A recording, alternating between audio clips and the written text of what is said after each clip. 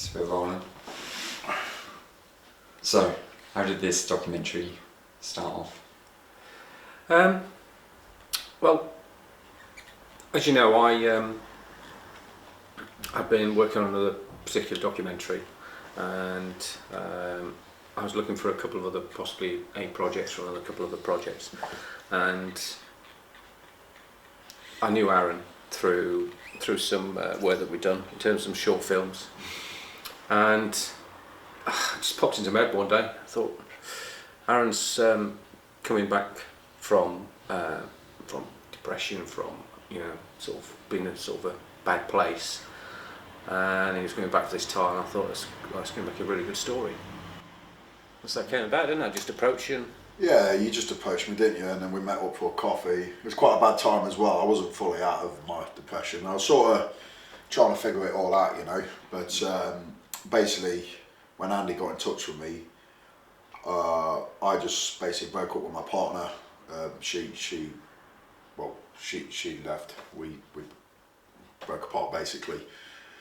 So my mind wasn't too great anyway, And then me and Andy got talking over messaging, and then he basically said to me, "Do you want to meet up for a coffee?" So we did so. I was talking in there for about 3 hours.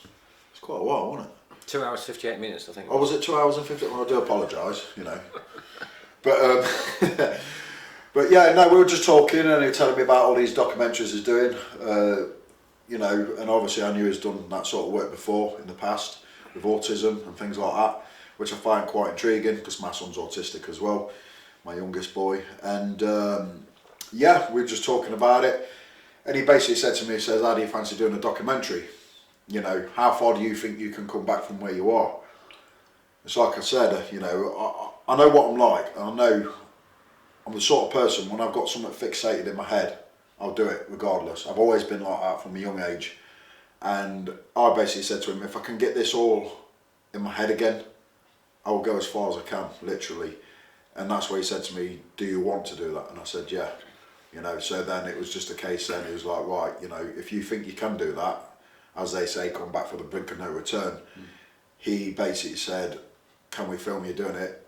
And which was, it's a bit of a no at first, because obviously the state of mind I was in. But when he explained to me that, a bit more about the mental health side of things, that's a big market out of there. He basically said to me, you could just save one person's life if they watch this.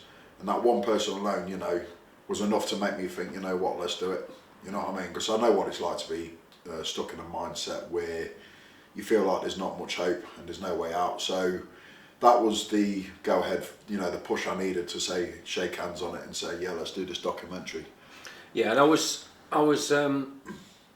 quite, not blunt, but I was quite straight with you. I said, look, if we're going to do this though, it has to be warts and all. It's, it's no point, trying to sort of glamour this up or anything like this. We need to sort of,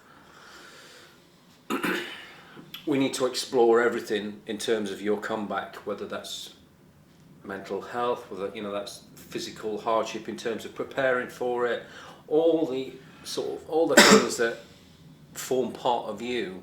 We need to explore all those, and we need to show how difficult this is, how difficult it is for you, and sort of how determined you are, and to show that to your fans. I know you were quite keen to sort of make a comeback in terms of your fans and your family. So yeah, it had to be walks and all, didn't it?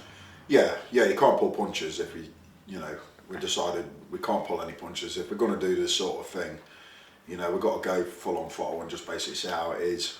I couldn't, that's what I mean, it wasn't an easy thing to go ahead with, because obviously at the time, the state of mind I was in, I wasn't thinking clear anyway. So the fact that I agreed to do it, and I just, we spoke and we said, you have got to literally tell them how you felt, how you're feeling as you go along, this, that, the other. And I agreed to do it. And to be honest with you, we've got quite a bit of a following now, haven't we? We're starting to get, recognition from it. I've been written by movie crews who's done British films saying they wish they was filming the documentary. We've got a sponsor from it, from Power Grip Sport, which I do thank WAW for that, because that's how it all started in the first place, which is a wrestling company who I'm literally born from. and then you know we've got loads of interest in that, and it's getting out there. It's been on radio stations in America. You know, it's going to be on radio stations over here. That's the plan. Yeah, you know, something what started so small is taking off, and you know we've got a Facebook page called Heart of the Lion Documentary where people's been following it. It's been going crazy this past week, isn't it? Well, it's quite a good few thousand followers and stuff like that. And Yeah, and I mean the film is going well. We've done several days filming, spent many hours with you, sort of filming various things. I think what I have found, I don't know whether you agree with this, but initially when I set off doing the sort of documentary, obviously the main sort of feature of it, if you like, was your comeback to wrestling. Yeah. Was your wrestling journey. yeah, And obviously, you know, you're still on that wrestling journey. You've got your fight in February. yeah, February 8th. So it's still that journey, but what has come more into the forefront as well has been the mental health side. Yeah, 100%. That has took over this documentary, if I'm honest. You know what I mean? It's I don't know if it certainly seems to be a big feature of it. You know, there's probably two things running now. It's your comeback and sort of putting out there that, you know, mental health can affect anyone, and sort of Yeah, of showing course. that how difficult things can be. And yeah, I think what it is, like you say, you know, people suffer all the time, and one of the biggest things these days, especially in men, it seems to be a lot in men at the minute, is men aren't speaking out because they feel weak to, or they feel like they can't come out. You know, so I think when you've got a guy who's been 16, 17 stone, full of muscle, travelling all over Europe, winning multiple championships all around, you know what I mean, trophies, belts, this and that, the other, who's supposed to be this strong, massive character like we've said in the documentary, hit him, hit myself, and bring me to my knees, and like, you know, seeing me come forward with that, and to see how it's made me overcome it by coming forward, I think it's definitely something that is really going to reach out to a lot of people, and hopefully people are going to start speaking out more. I'm not going to say it's because of me, because it isn't. There's loads of people out there what are quite inspiring. You know what I mean? It's just like you say, if we can alone, I can alone literally just help one person, that's enough for us, you know what I mean? You know, it is what it is, but like I say, we are living in a world now where people think it's weak to speak. So if I can speak about it, you know, after some of the things I've gone through in life and admit it, like I said, if I didn't in the first place, I don't think I'd be as strong-minded as I am right now. I'm in a good place, I'm focused. I never thought I'd be here again, but speaking about it was a massive factor in helping me, if I'm honest with you. And the more I speak about it, the more I'm honest with it, the more powerful I'm getting up here with everything, you know what I mean? So it has become one of them things where, yeah, again, the whole thing was first shook hands on my return coming back to the ring. And we did say we'll talk about the mental health side of things, but it has been a huge factor where people's getting behind it, because a lot of people can relate to that sort of thing, especially in this day and age, you know, so...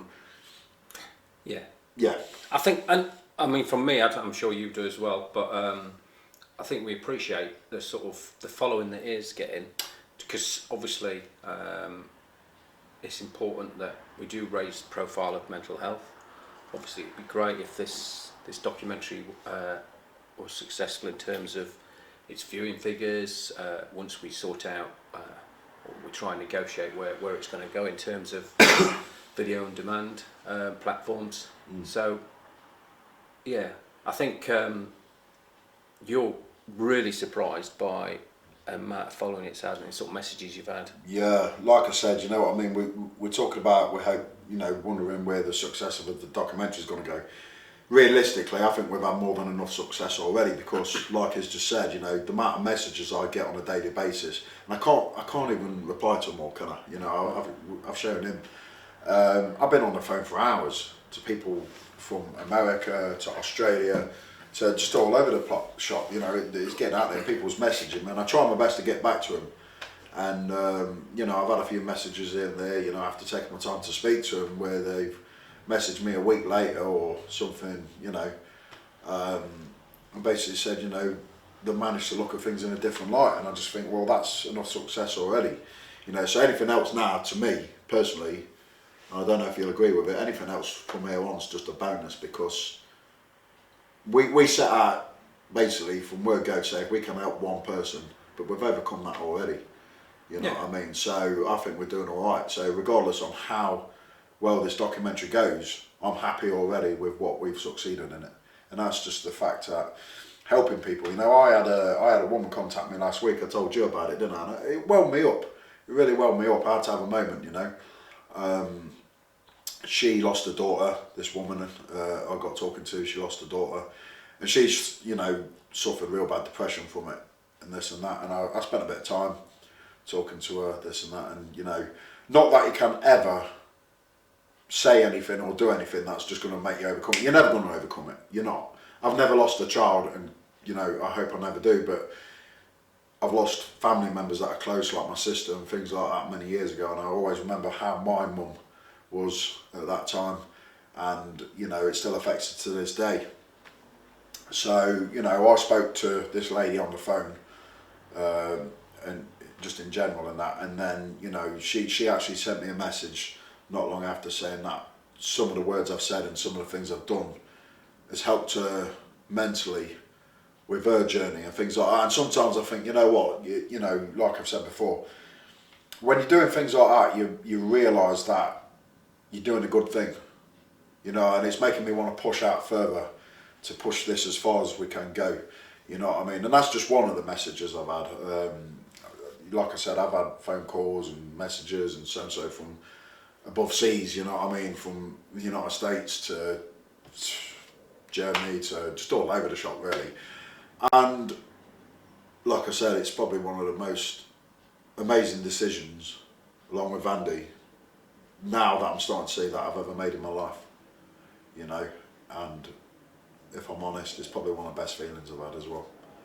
There's no feeling like helping someone, because I think we both know what it's like when you're there. Yeah, I mean we have had private discussions about this.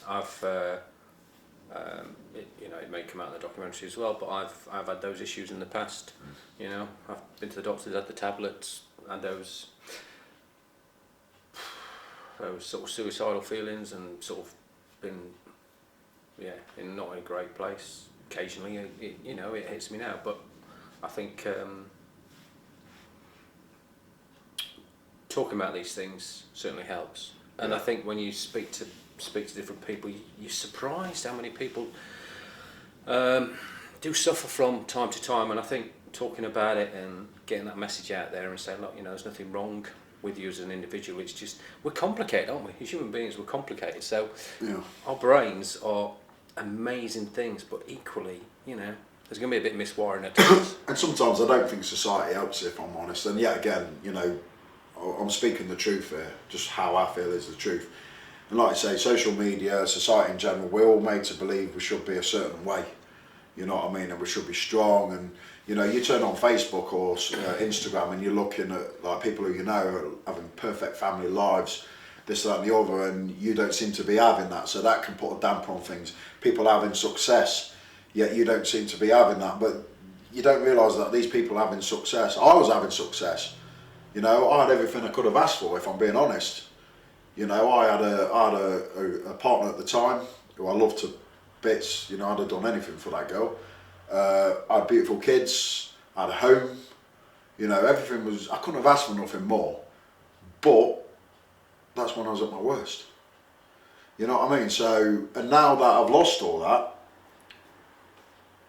as this journey has gone on, I haven't got all what I wanted, but I'm in a better place. So the thing is with this mental health, and I will say this as well, it's nothing to be ashamed of. It is what it is. It's an illness. You know what I mean? You can't just snap out of it. You can't, otherwise it won't be called mental health. You know what I mean? And that's what I think people need to realise. And I think the true fact is, unless you've been there, you'll never fully understand it. And even if you have been there, you still will never fully understand it, because everybody's different. You know, everybody has certain traumas in the mind, and you know, they've got to learn to train their brain, like, you know. But some people just aren't, I wouldn't say strong enough, I wouldn't use that. I'd say some people just can't seem to train the mind in different ways in a quick space of time. and that's where the real issues kick in. Like I said before, you know, I've had it once. I'm not gonna lie and say I had it, you know, night after night after night. It wasn't like that. Or I had suicidal thoughts once, and that lasted 10 minutes. And that was the longest 10 minutes and the scariest 10 minutes of my life. You know, I thank God every day to this day that I was protected. I was safe. I was flying back from Germany. Just did a massive show. I've just won a big championship already in Germany. I was flying back and I was on a plane, and for 10 minutes I didn't want to be here anymore. And I started thinking in my head, how am I going to end it? And my mind got deeper and deeper within that 10 minutes. And I sort of had it in my head. I knew I was going to do it. And, you know, it took me to just quickly, you know, I just picked up my phone, just looking, thinking deep, and I'd seen a picture of my kids, and that was it. Just snap, started shaking. I was devastated, mate, and I wouldn't wish that on anybody. But what I'm saying is, if you get in that mindset, that's when bad stuff happens. If I'd have been where I knew I wanted to end my life, while I was in that mindset, I don't think I'd be here to this day. You know, lucky for me that I managed to shake myself out of it, and I was protected because I was on a plane.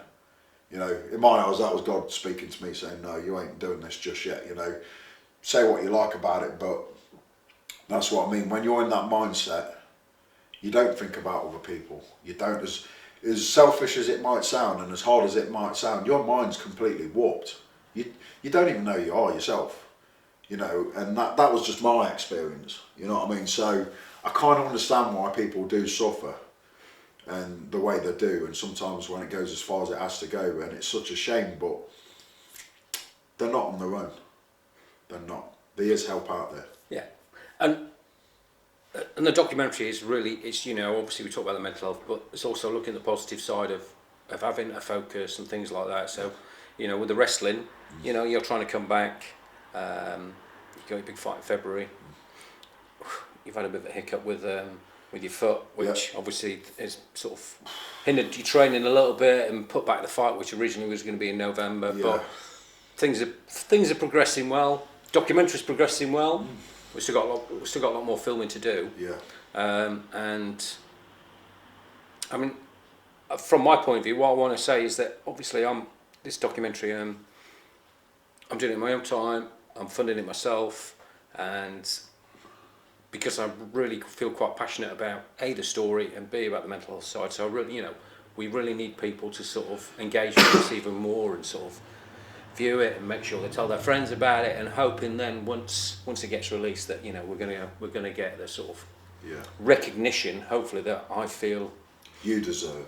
Well, I don't necessarily.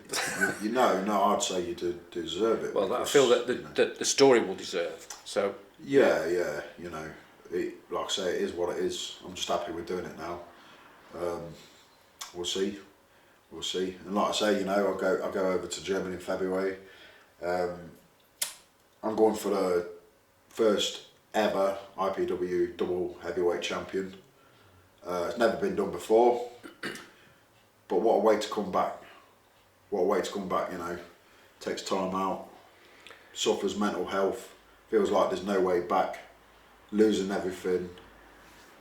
To start picking myself up, to start pushing hard, to start fighting back, to setting these goals, to go over to Germany and take the title off the best over there. That's a fairy tale, isn't it? Yeah, and you know, I mean, I thought what would be nice is certainly talking about your fans, because obviously you don't always get a chance to. You have a lot of messages, you don't always get a chance to reply. It'd be nice if we could get them possibly involved in the documentary. So any fans out there that sort of watch this, if you could send a video to Aaron, to the Facebook page, send it to us, and we're going to feature some of your messages on the documentary, wishing Aaron well for the fight in February. So yeah, if you can, send us a short video, self-video, send it across to us. We'd love to see those and sort of feature some on the documentary. I think that'd be nice, wouldn't it? To get a few fans and even if we, you know, if we can't feature it within the documentary, then possibly within the credits as well. Yeah, definitely, yeah. And like I say, you know, a lot of it does come down to the fans, because without them, we're nothing. You know what I mean? So a massive thank you to the fans out there. You know what I mean? If you see this, I just want to say, and I will say this now, thank you all. God bless you. Thank you for following the page. Thank you for sharing the page. I don't always get a chance to comment. If I miss likes or whatever it is, whether it's on Instagram, Facebook or whatever, I just want to say I do notice, and it really means a lot, and thank you so much.